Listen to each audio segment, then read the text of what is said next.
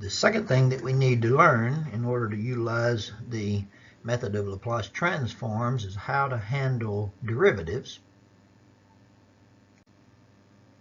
So to do the Laplace transform of the derivative, we will use the definition from Chapter 23 for the Laplace transform. Only for our f of t, we use f prime t.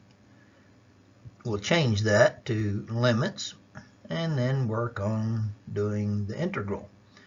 Now notice the integral here needs to be done through integration by parts. So we'll choose u to be e to the negative st and dv to be f prime t. Well, the derivative of u would be negative s times e to the negative st. The integral of f prime t would be f of t. And so here is our integration by parts. Now we plug in the b and the 0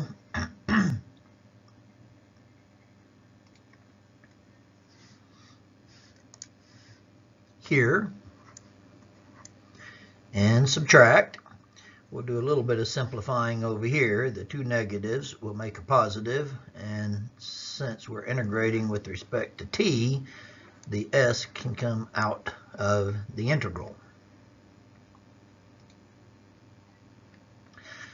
Now, that is about as far as we can go, except for a little simplifying.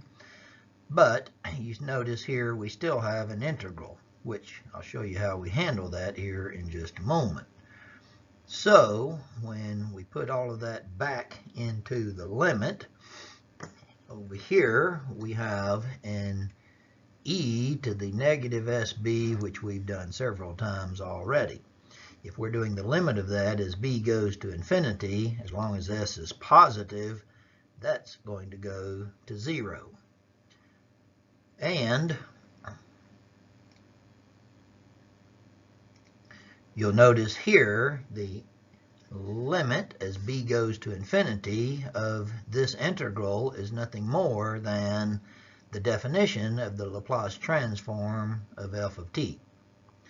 So this is going to disappear.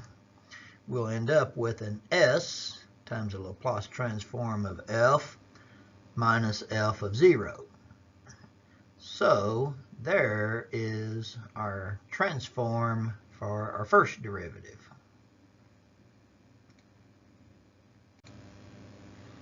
Now I won't go through the transform for the second and third derivative, other than to tell you they are on your table of Laplace transforms. As long as you understand what it is you're looking at, you should be able to utilize those, as I'll show you here in just a moment.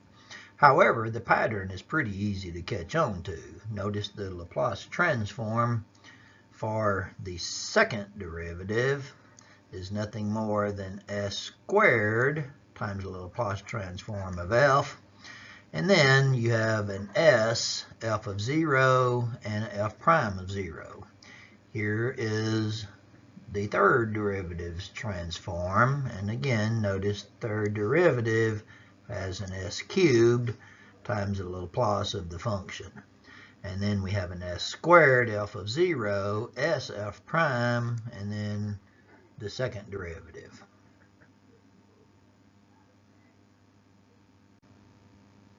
The first three are the only ones that you'll be needing for this class, and notice they are here on the Laplace transform table at the bottom. So here's how we'll use the Laplace transforms.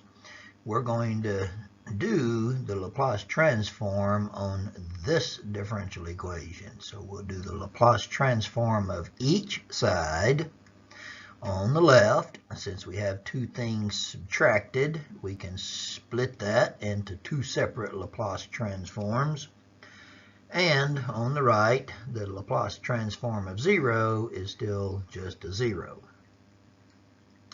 On the Laplace transform of the 3y, we will change that into 3 times the Laplace transform of y.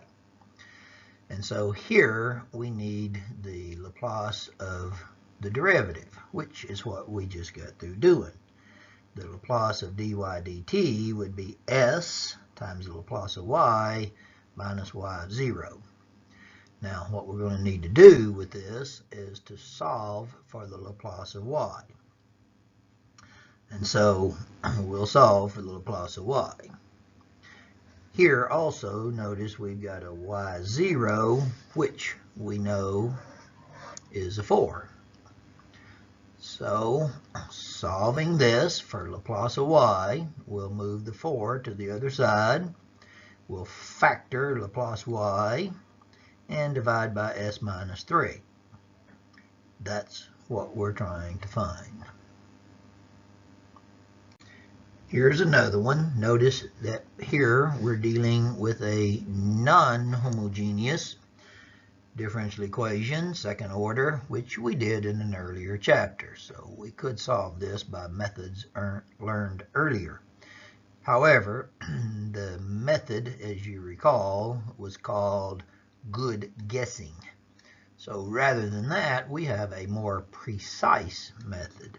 Now, we won't be doing the complete solving here, but we need to take this second order non-homogeneous differential equation and do the Laplace transform of that.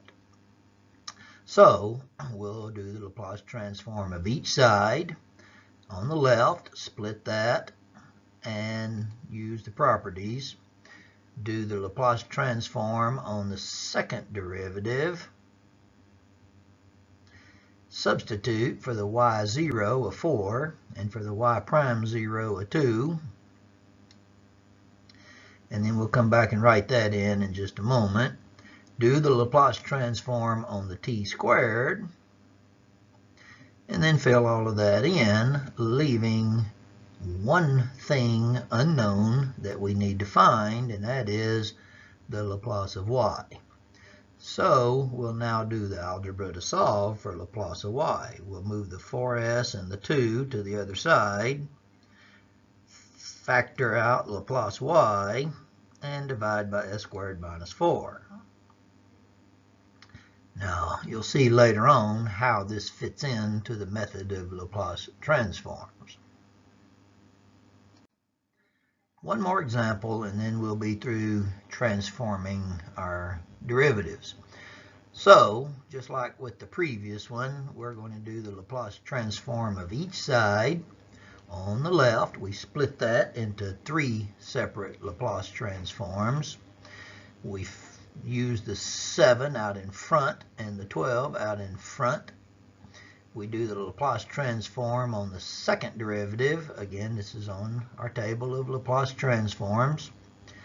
Use a 6 for y0 and a 4 for y prime 0. And then do the Laplace transform on the derivative. Substitute for y0 a 6. Substitute all of that in, and then solve for Laplace y. Now that's quite a bit of algebra, but it is just algebra. And so there is the technique of using the derivatives in the Laplace transforms.